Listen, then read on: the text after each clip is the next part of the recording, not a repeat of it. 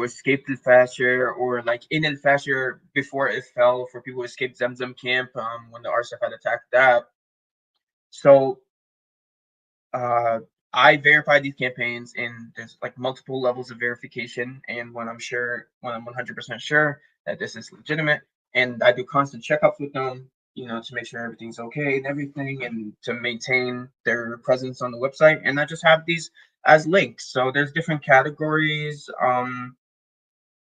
There's organizations that you can donate to on Sudan Funds. And then there are people you could donate to on Sudan Funds. And the money doesn't go to Sudan Funds at all. It's just a list basically of like GoFundMe and Chuffed and different websites campaigns.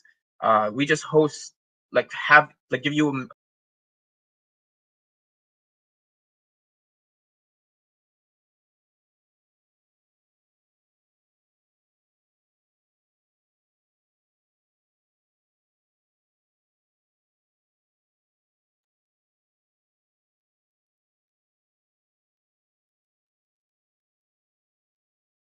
Joe, you'd want to do the music?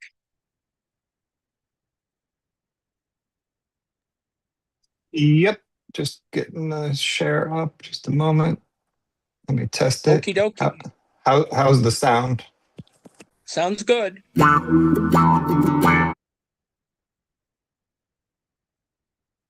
Oops, came and went. Okay. I just was testing to make sure that it worked. I've been having some issues. Okie dokie. All set. Ready to roll?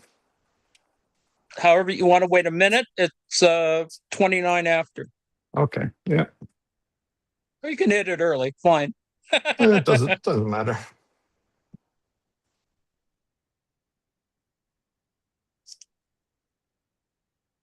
Hello, everybody. Oh. Hey there.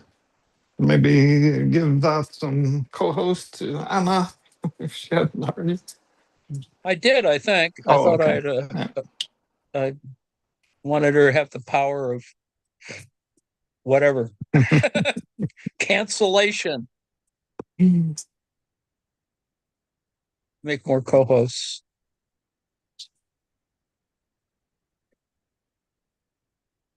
Okay. Oh, just tell me when to hit play. Hit play.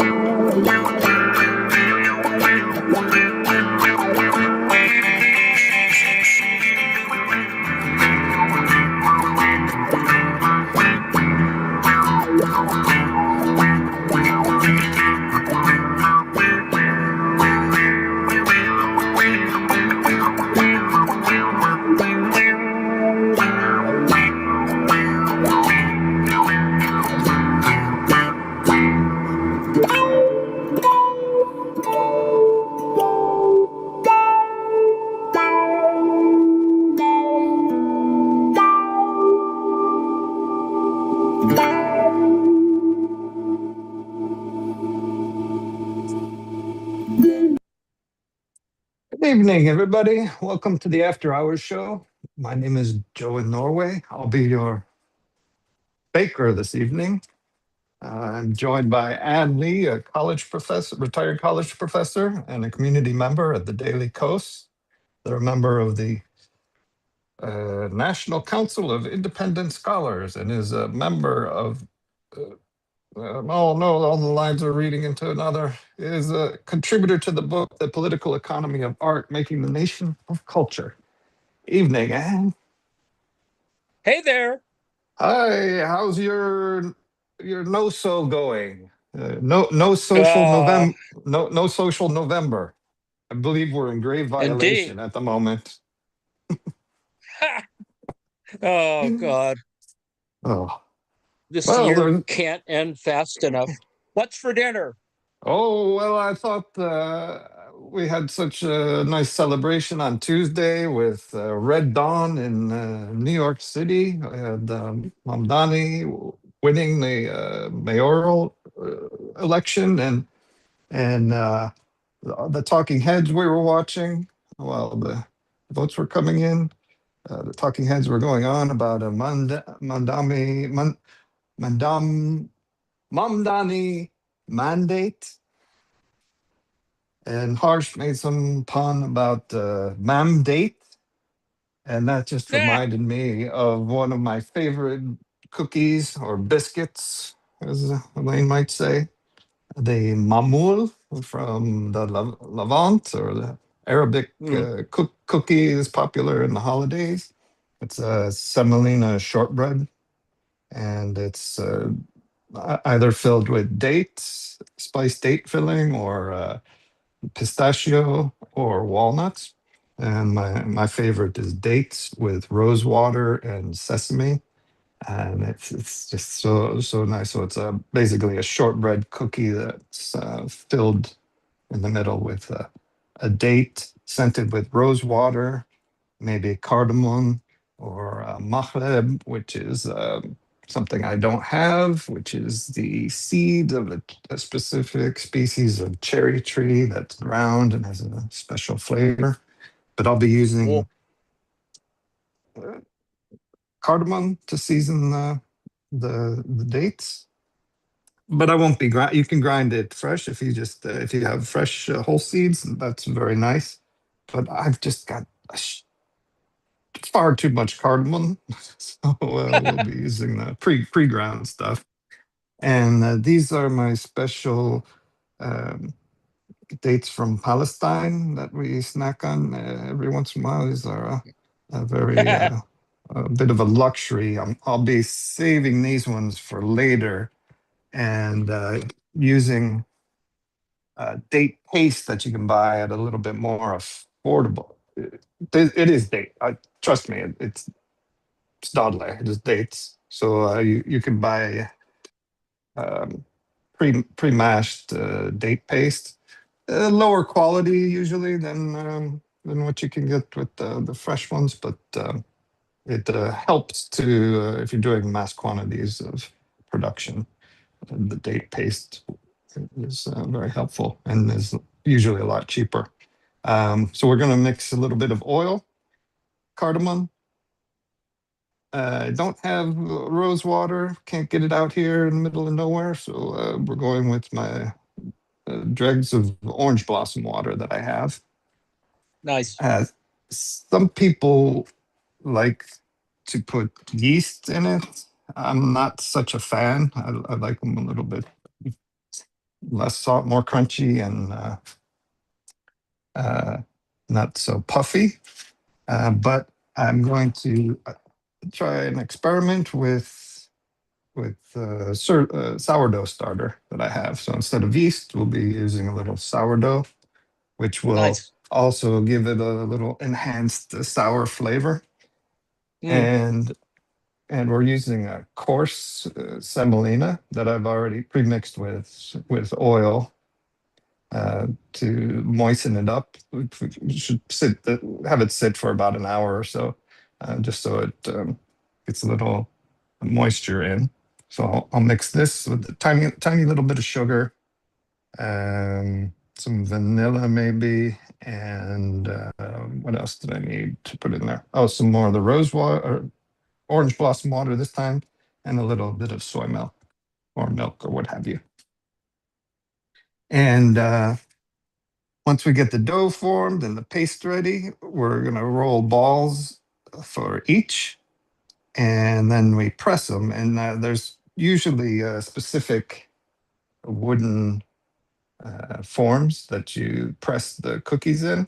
This one is a mamoud for walnuts, because I couldn't find any with the date shape. The date ones are usually a little bit more hockey puck shaped, but we can use this. And if you don't have a press, you can just make the round ball and then press the fork down, make some design with the fork. It's kind of like Americans do with peanut butter cookies, maybe. Nice. So that's what I got going on over here. Yum. How's things in the world? It's just an ugly week. I mean, a good week, as you said. Mamdani won, which not so much a surprise, but probably more interesting was that it was a referendum on Andrew Cuomo, and perhaps ended his career. We'll see. So that was the front end of the week, and looking at American politics, it's not so much a sweep, but it was significant. There's now a Democrat in charge of New Jersey, a Democrat in charge of Virginia, which both of which were polling. And in other words, the people who were polling well won, and that's I think the most important element of that the elections actually sort of went okay without too much weirdness or distortion. And in general, there is a shift backward. Thank you, Gen Z, that the demographics appear to be favoring or preferentially moving in terms of Generation Z. All those youngins are actually becoming more aware of how idiotic the current administration is. And so, and it's getting, they're obviously getting worse. There's all kinds of craziness that we'll talk about in a moment. But the elections were good. It was a good sign. It gave a sign towards the 26 midterm elections. The GOP is afraid, so afraid that for some bizarre reason, well, it's not a bizarre reason. I think she wants to be either governor or senator from Georgia, that Marjorie Taylor Greene is now appearing, trying to appear normal. Well, just as a personal thing, she can't be normal if she has a boyfriend who runs that right-wing Trump network. So when that disappears or she dumps the guy, I think we'll probably be a little closer. But ideologically speaking, I mean, the same person who gave us Jewish space lasers really doesn't speak too well for public policy. So anyway, that's happening. At the beginning of the week, there was ICE is considering privatizing or subcontracting out to private mercenaries, bounty hunters, as it were. They give monetary incentives to track down people for ICE. And that hasn't happened yet, but it's certainly under discussion, which is probably the worst component of it. So that's happening. Needless to say, Eric Prince's name came up, and Eric Prince already does security for certain buildings in DC, et cetera, his little company. So they're already there. I mean, we know this from the Doge fiasco, that certain firms were doing private security for certain types of buildings in DC. So it's there. It's not like it's not there, or that it has to be added. It's certainly running around. And we don't really know what that is all about. So that was sort of the beginning of the week. And we're still in the middle of an economic shutdown, or a governmental shutdown, a federal shutdown, which has affected air travel because there simply are shortages in air traffic controllers, which of course suggests on one level that the ultimate goal that the right wing has of fully privatizing the air traffic control system, that there's some people who would say, well, it's the federal government and they're doing a terrible job, blah, blah, blah, blah. And as if private companies could do a better job. And I think, there's a certain amount of accountability that has to go on. But it is within the context of the large-scale deregulation, the attempts of the right wing to deregulate, to fully push the neoliberal agenda, blah, blah, blah, blah. So that's all there. In the background of everything I just talked about is still the need to have the 218th vote to release the Epstein files. And there's been a little bit of a leakage of what exactly is in the files, and that is relatively credible. That is, There are probably pictures. Now, whether we'll get to see them or not is a whole different question. But apparently, there are pictures of Trump and naked women, or No. naked young women, or underage women. So, Oof. Would they be considered women? well, That young might be adults, mm, mm. girls, children. Pedophilia is the subtext for this, and aside from the 19 other people who are mentioned in the Epstein files, and the pressure, of course, is that the victims, that is, there are 50 people who have sort of some connection to this, and there's information floating out there, depositional elements and lawyers and blah blah blah blah, and it's all there. And the sign that this does exist and that this is important, uh, relative to Trump, etc., is that the House Democrats have invited um, the former Prince Andrew, Andy Windsor, to come and talk to them. So there's that. I mean, there's a whole scenario that could work out, and I'm sure there's somebody, Netflix or somebody is trying to do a deal with Andrew anyway. So I'm sure there's something else going on. I assume that's been going on all along since the initial revelations, and of course since the Giuffre book came out.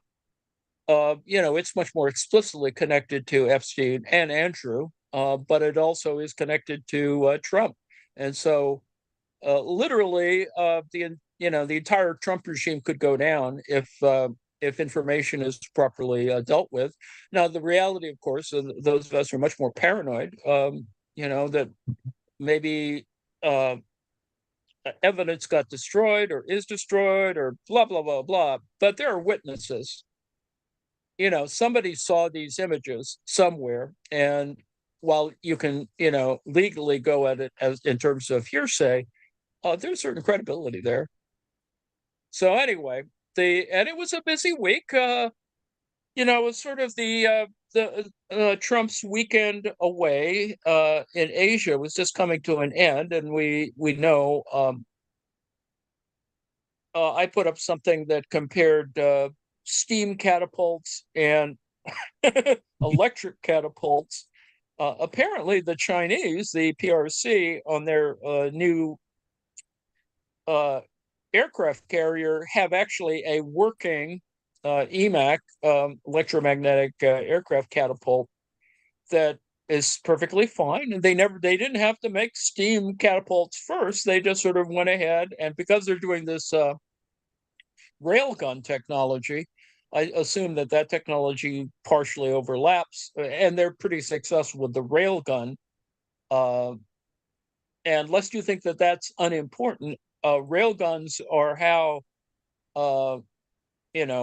battles in space, recall Space Force, is going to happen. So anyway, whereas Trump, in his little speech to troops or the sailors, made some stupid comment about how we should go back to steam catapults on our aircraft carriers. I know this doesn't make not much sense to anyone, but the fact of the matter, he was just making stuff up as usual, because the electromagnetic catapults are actually really important. A completely electric boat is really important. Electric ships, and relative to the national defense, etc. So going back to steam catapults is just typically a Trump idiocy, that who because he's just not very smart. So anyway, that happened. Let's see what is happening, and what is rolling along are, of course, the warehousing of people in what might be referred to in the United States as the homelessness industry complex, which is essentially a a subset or an adjunct to or a subdivision of the prison industrial complex.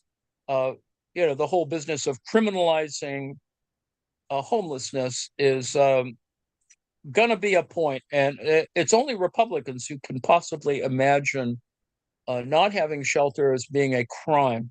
And of course, the whole business of what counts as what does the state have responsibilities for, and we can go back to the responsibilities for housing, income, protecting our rights and stuff. And so all that is that at least before Tuesday, Democrats were kind of doom scrolling the whole business because it's kind of eroding.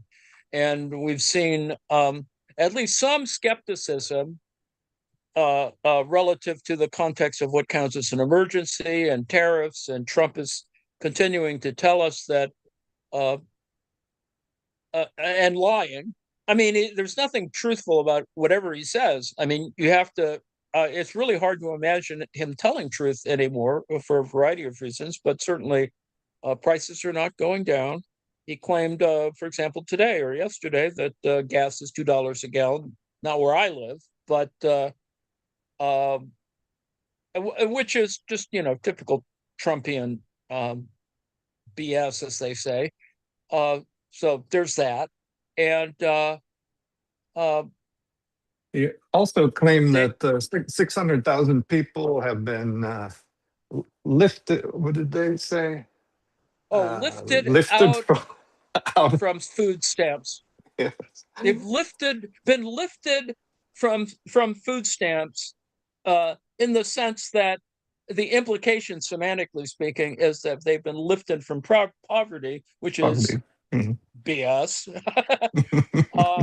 And you have to look at the real texture of it. Most people in red state, most of the SNAP recipients are in actually red states, and the asymmetry of it is all sort of there, and it's all typically, they haven't still figured out that the poor people in, mainly in red states, but everywhere, poor folks, and particularly right-wing poor folks, have been bamboozled by the Republicans, and it's nothing new. It's the same, kind of ideological position. So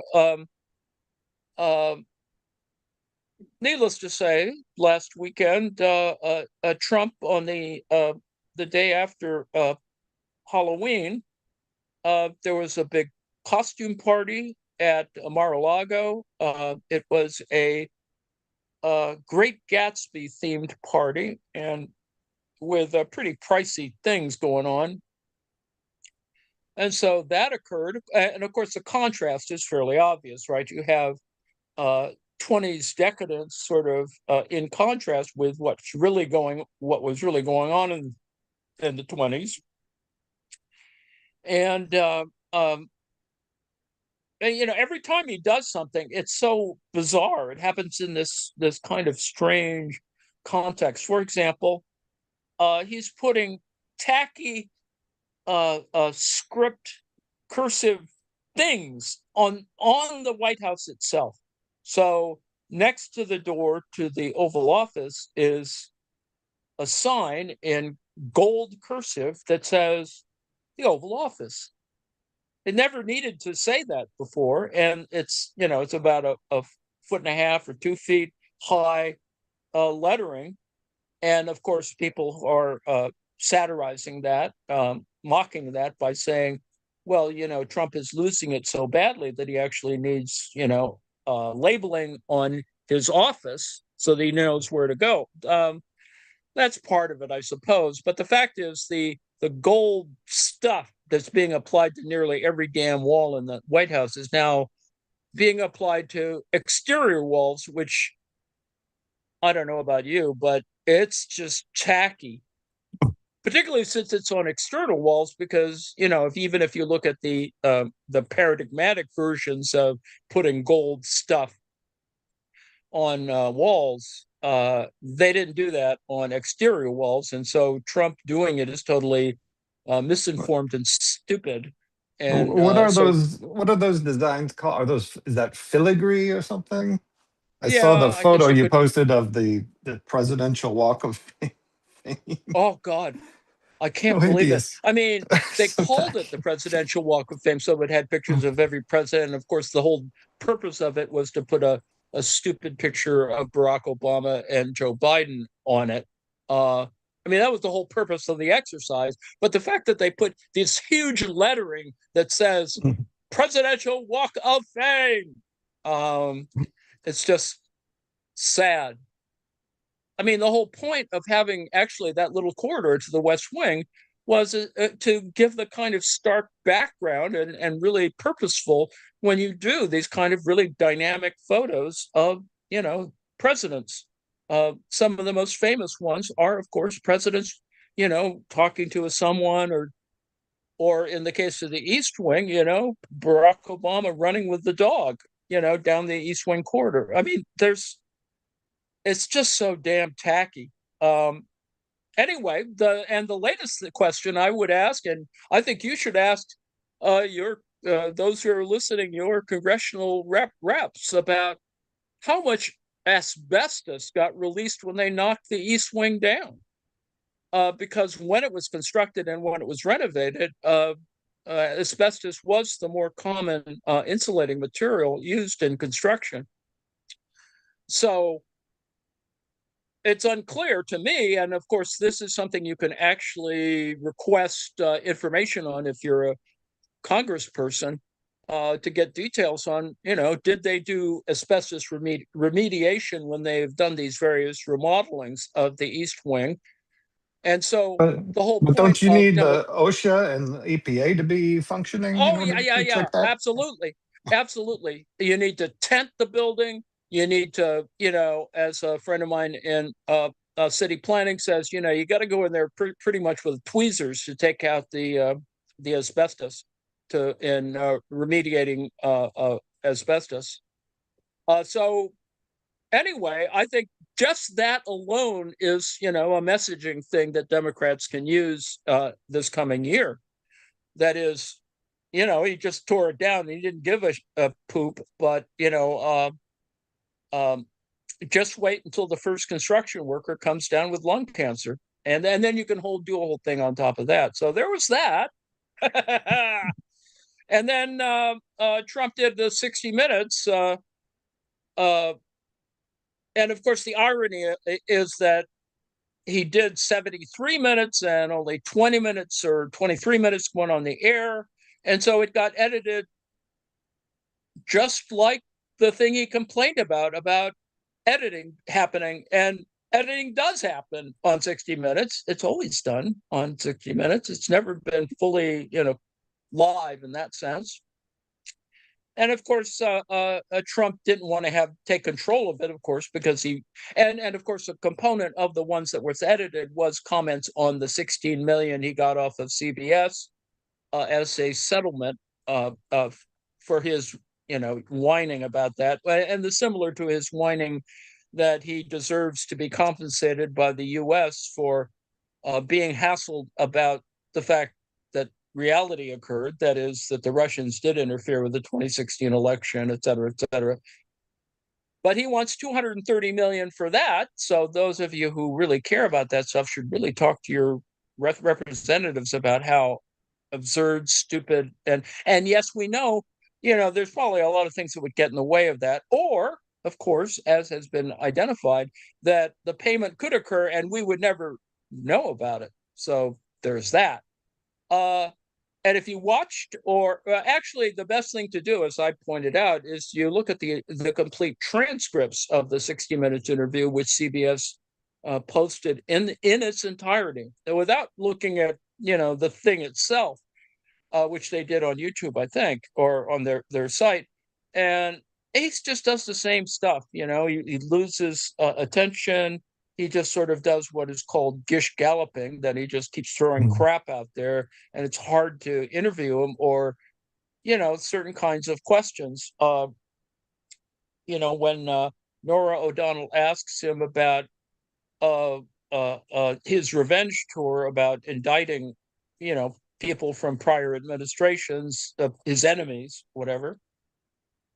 He says, well, what about me? I got indicted. And then, of course, the follow-up question that Nora O'Donnell was probably thinking in her head but didn't ask was, well, you got convicted. All 34 counts, which is why Stefanik is running for governor will probably run for governor in New York, because Trump wants someone who is going to pardon him, even though the governor, it doesn't go directly to the governor, it goes to a committee or something in terms of pardons. So it's much more complicated. But in fact, Trump wants to be fully vindicated because it's obsessive behavior. And so anyway, there was that. So 60 Minutes, people obviously trash 60 Minutes for being so hypocritical, as it were. And then the trial of the century came up, and that is the Subway sandwich. And the actual, the Subway has, for those who are interested, Subway is a sandwich store in the United States. It started in New England. And they make sub sandwiches to order, and there are similar versions of it, entrepreneurially speaking, that compete with it. And there's an event that occurred in August where a guy named Sean Dunn was, whatever he was doing, he was out, he picked up a little sandwich, salami sandwich, I think, with onions and mustard, and it was a foot long. So it would, it's not actually 12 inches, but it's close. And the point is, he was walking out of the store with his Subway sandwich, and there were 6 to 10 members of the feds. Well, in this particular case, they say it was Customs and Border Protection, but I think it was mixed with a bunch of other folks. Anyway, they're all out there in combat, gear, drag, whatever, tech stuff, tactical stuff, and wearing, bullet resistant vests and camo and blah, blah, blah. And so I think that they probably said something snide or nasty to Sean. We don't have this on tape, although I think it probably is on tape and didn't get admitted into the record. But I'm sure they said something derisive to Sean. Sean turns around, yells at them, calls them fascists and some other choice words, and decided, for whatever reason, he just sort of had it, and he throws his sandwich at one of these agents. He just throws the sandwich. The sandwich bounces off, of course, because it doesn't even have a hard roll, as they say. And yes, the pun, it's been a week of sandwich puns everywhere, in mass media, online, on the internet, globally, I'm sure. And so the sandwich bounces off the guy, and then Sean Dunn runs away. Needless to say, they catch up with him, they arrest him, they drag him in, charge him, and then they let him go, of course, because, what did he really do? And so a couple of days later, and because Jeanine Pirro, who is the attorney, the district attorney or whatever it is for Washington, D.C., all this takes place in Washington, D.C. on 14th Street, I think, 14th and D, I think. And the point is, she decides she wants to make an example. And of course, I'm sure somebody else in the administration wanted this to really happen for X number of reasons, that it would be a federal crime for attacking a member of federal law enforcement, despite the fact that it was a Subway sandwich. And so she wanted to, I'm sorry this is going on so long, but it really is rather tedious for sandwich throwing. And so Jeanine Pirro tries to get him charged with a felony, so she takes it to the grand jury. The grand jury decides that no way are they going to, let this go forward. So they refuse to deal with it. And So it has to be done as a misdemeanor. Now, federal misdemeanors are, it's like, whatever, all kinds of possibilities on a federal site, for example. But in this case, it's law enforcement, and there's ranges of ways that you could do a misdemeanor in terms of attacking someone with intent to do bodily injury, which is what a lot of people get arrested for during a demonstration or something. Well, this is one guy, outnumbered, throws a sandwich. Now, the point is, we finally get this past week, to the 4-day trial. Now, imagine how much a 4-day trial costs someone somewhere. And so anyway, it's a 4-day trial. Dunn has attorneys. He may even have a GoFundMe site. And Dunn is brought in. He hasn't served jail time, thank goodness. But that's what the feds wanted to do. They wanted to arrest him, incarcerate him with an 8-year prison sentence, which was what the felony conviction would mean. That is, for throwing a sandwich, he'd be locked up for 8 years.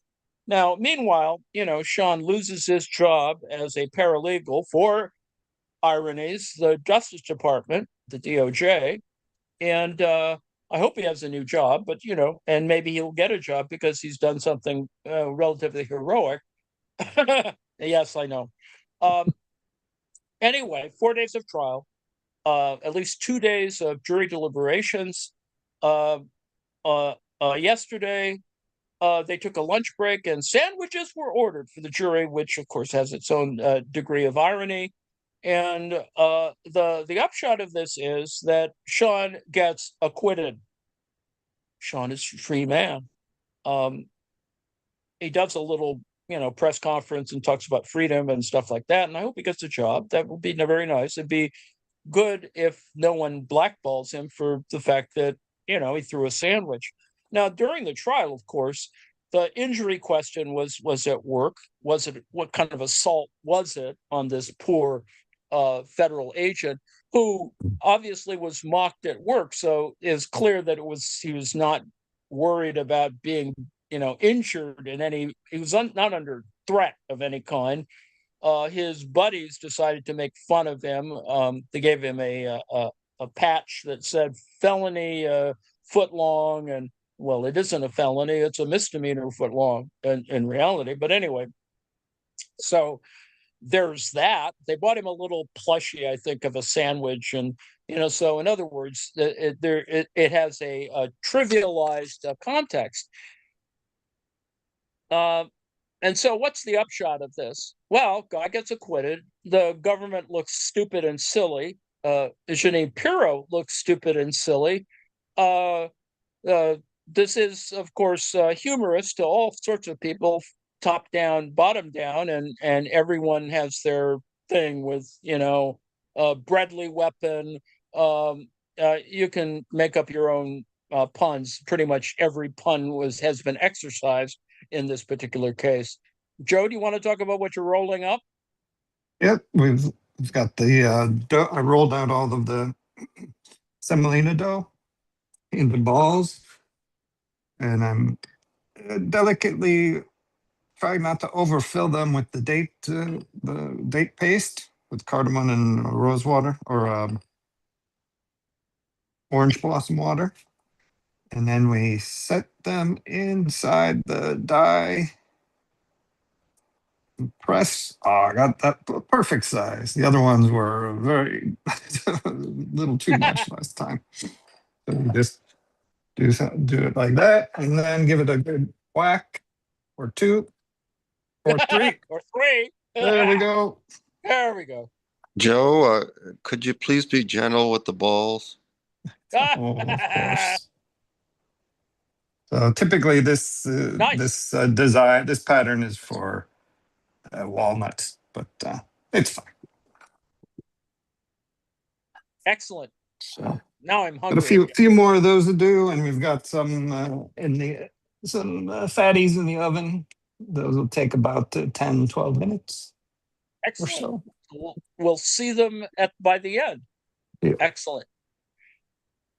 So I'm sorry I took so much time describing the entire saga that has taken, 3 months of government time and whatever for this poor bastard with his a Subway sandwich. So needless to say, there's all kinds of possibilities. If Subway is intelligent, they will work through a kind of ad campaign that anyway, Maybe some safer wrapping, more padding to their wrappers, their sandwich wrappers. Indeed. The hard and soft. They could do stuff that wouldn't be, offensive or anti-government or whatever. There's all kinds of possibilities. So there's that. Apparently, the auto pen is still a vital kind of issue this week. And then the other thing that happened at the beginning of the week, a fellow by the name of Zhao, who is in charge of Binance, and Binance is pretty insidious when you think about it. What's his name? CZ. Sam, what's his name? Who, anyway, is in jail now because of fraud. They gave up FTX. It was FTX or ETX, whatever the hell it was. Bankman-Fried. Yes. Bankman-Fried was given up by Binance. Binance forced him to come up with they called the loans in or whatever, and wanted their cash, and which he didn't have, and got arrested and blah blah blah, and so now he's in jail. Similarly, Binance, the guy Zhao, got 4 months in jail, and Trump pardons him. Now, simultaneous to the pardon is the $2 billion investment that the guy makes in Liberty, whatever, the meme coin of Trump. So essentially, there's a $2 billion bribe in order to get a pardon. And so, and that's just happening in the open. It's just like, I don't know, there's nobody outraged. I mean, mainstream media is not outraged. They're, because for corporate reasons, et cetera, et cetera. So there's that. Let's see, what else happened this week? Lauren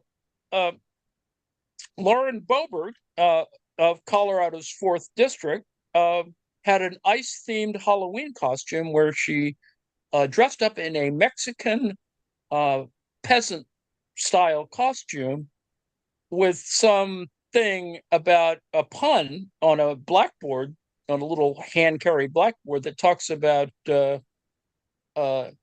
did you see ice around, which is if you do it in a quasi Spanglish accent, is juicy, Juicy. Did you see ice around here? And so that's what it's just lame. I mean, or disabled or whatever, stupid.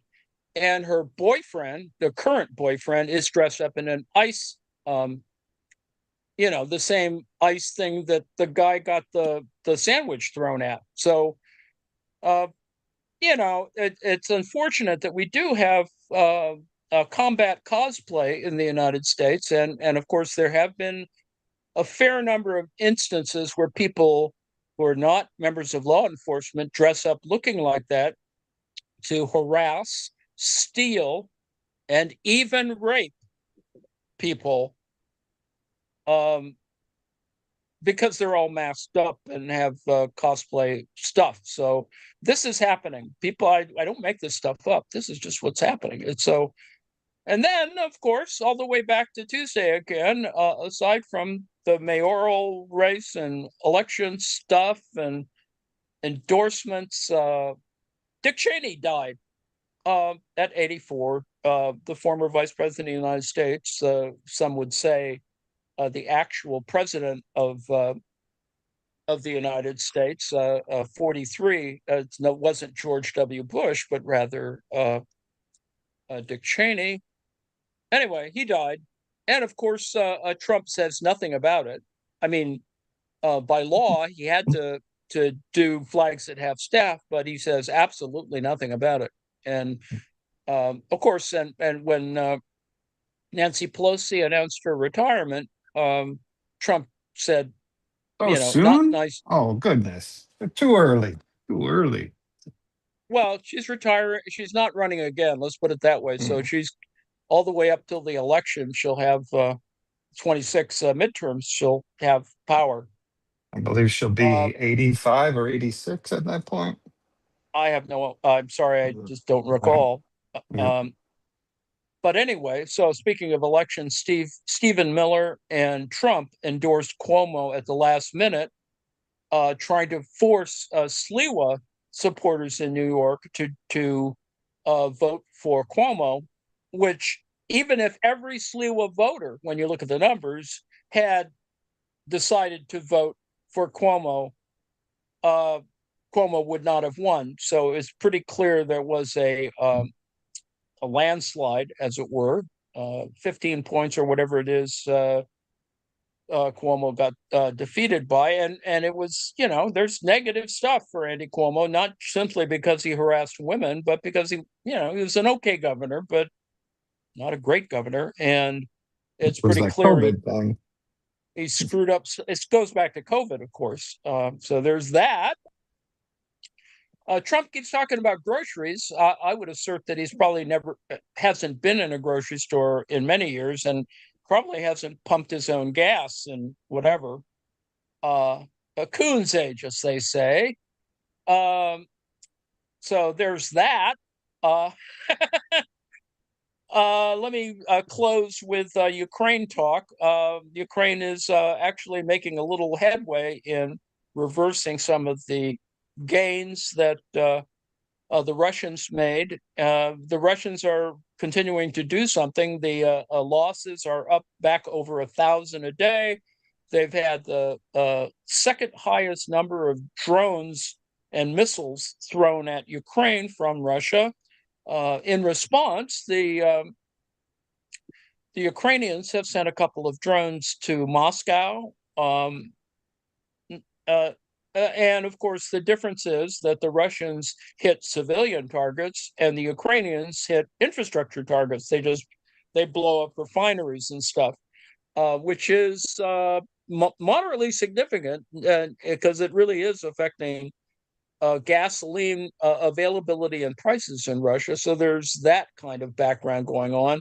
I mean, other things are going on, the usual munitions issues, the revelations that Trump was just lying when he said he would even actually, where any movement towards Tomahawk missiles would have occurred. I mean, we can see that's just obviously, Trump is, with all of his bluster, is still supporting Putin. So there's that. So it's been sub sandwiches, food stamps, the revelation, as I pointed out yesterday, that when you look at, and this is, I don't make this stuff up, the killing of USAID by Trump and Elon and Doge, etc. Aside from the quasi austerity method of trimming down the federal workforce, the reality, of course, is that aid programs were immediately suspended, and over 500,000 people have died. And this is mass murder, and it's on Trump. I mean, you don't have to show, it's just 2/3 of that number are children, and it's just, it's genocide, folks. It just there's some accountability there, and that's just going to happen. So speaking of killing, there's more. We're up to 70 people killed on the high seas with very little evidence. AP did a moderately intense report on actual survivors of these military attacks in the Caribbean and in the Pacific on so-called narco-terrorist boats. just blowing them. There's no warning, no attempt to stop them. They just blow them up. So 70 people are dead now. So we're probably going to get to triple figures soon, and we'll see that. Speaking of terrorism, yesterday or day before yesterday, ICE agents pursued a woman who I can't remember whether she had kids in the car or not, but she was a preschool teacher, and she was ran away from them, ran to her preschool, went inside, and the ICE guys ran in and terrorized the entire building. Which is, as we know, there's all kinds of things they can't do. It's warrantless searches and all kinds of other things that they're doing unconstitutionally. But anyway, they go in and they drag her out. Yes, she is undocumented. Let's not, fool ourselves here. She has 2 teenage kids. She's from Colombia, etc. But the fact that it was just this terrorizing a daycare, the mayor talks about it. Congressional people are annoyed. There was a demonstration yesterday. There are actually groups, just really angry about this. There weren't any riots. She is being held in the same facility where there have been, of course, clashes and conflicts. The guy got hit in the head with a paintball and all that sort of stuff. And then finally, my last little point of the day, Carolyn Levitt, the press secretary, said yesterday that President Trump is running the country the same way he ran his business. And obviously the wags have come Into out the ground. saying, yes, into the ground. Is this the 7th bankruptcy? Blah blah blah blah. So that's all I have to say about all of that. And we're up to our scheduling time. And the cookies have come out. Yahoo! Of course, you're going to let them cool first, right? No eating hot Yeah. Squishy Wait, cookies. at least a minimum of 4 to 5 minutes. Yes. So while we're waiting, sorry, go ahead. Go ahead. No, I'm finished. Professor John is here, I think, and going to tell us about Night Gallery. I don't know if Travis is here or not to tell us that there will be an episode of Poker Face tonight. So I'm excited about that, as well as the Night Gallery thing, which sounds interesting. John? Yes, a very interesting episode of the Night Gallery called The Messiah of Mott Street. And it stars Edward G. Robinson, Tony, yes, big deal, Tony Roberts, and Yaphet Kotto. The late Tony Roberts, yes. Yes, and the late Yaphet Kotto. And the late Yaphet Kotto. So yes, a good set of folks. Indeed. So looking forward to that. And Mott Street is I don't know if it's a reference to New York, but there is a Mott Street in New York. It is indeed. New York City. So there's that. Yes. I don't know if Travis wants to talk about Poker Face. So Poker Face will be on after that. Undoubtedly worth watching. It's always interesting. And in fact, I wrote about Poker Face for something I wrote over at Daily Kos today, partially for the issue of it's the 20th anniversary of what's his name, Frankfurt. Frankfurt's book called Bullshit.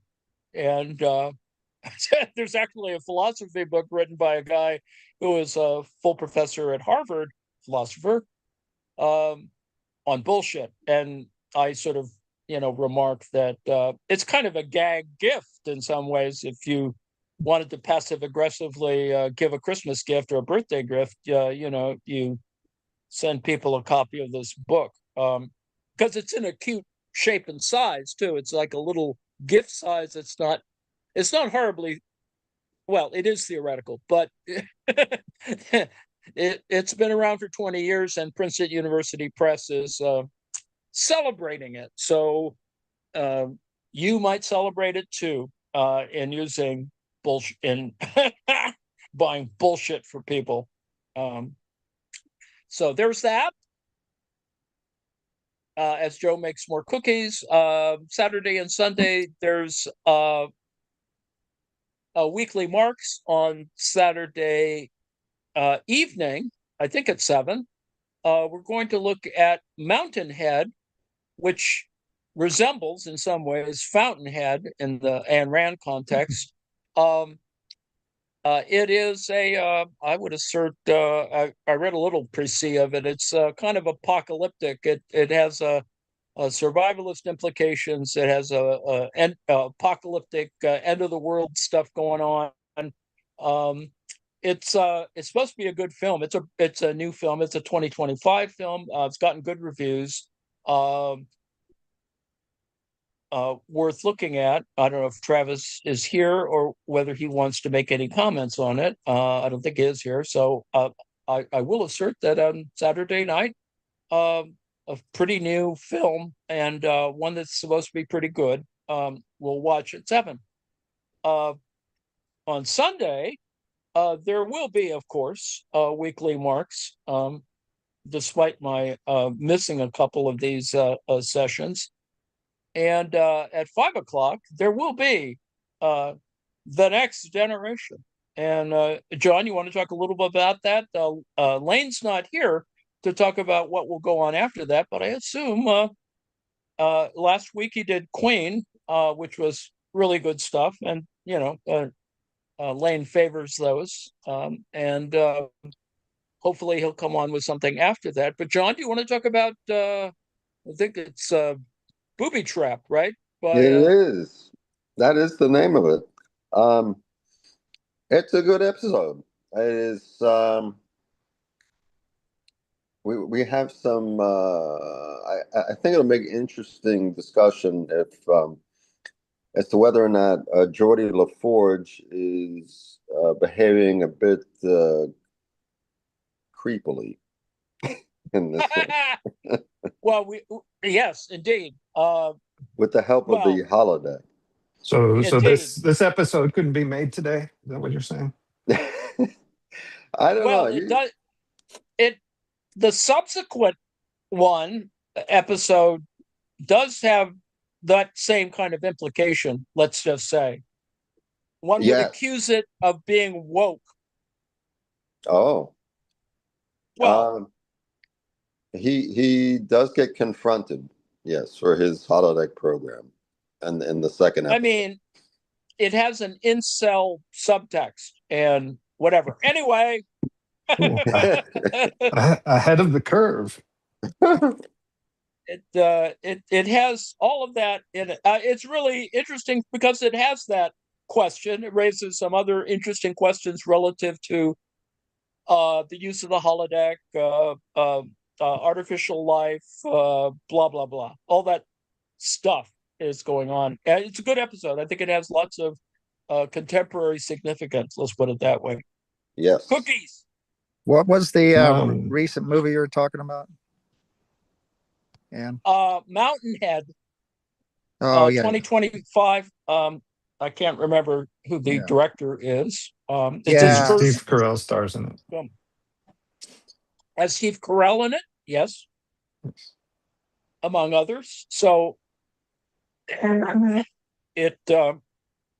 has all of that goodness in it. So we'll watch that at 7 tomorrow. I'm sure. Hopefully, people will find that amusing. Well, it looks like my mom Donnie, mom date, Mamoul have come out all right. In case James is here, I put some ground linseed in there for a little extra fiber.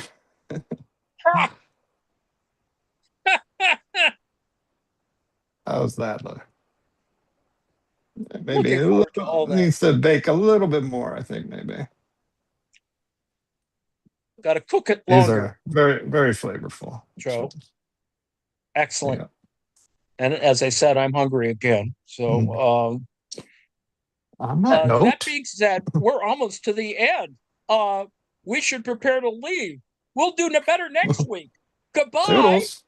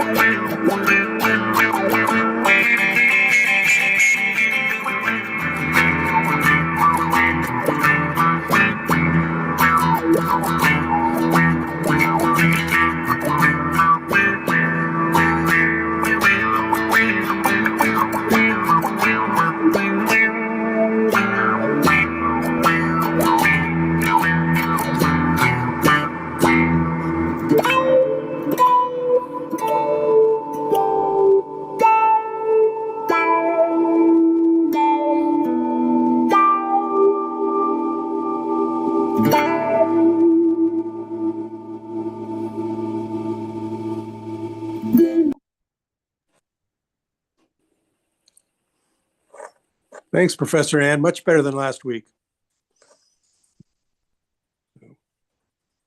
Thanks. I wonder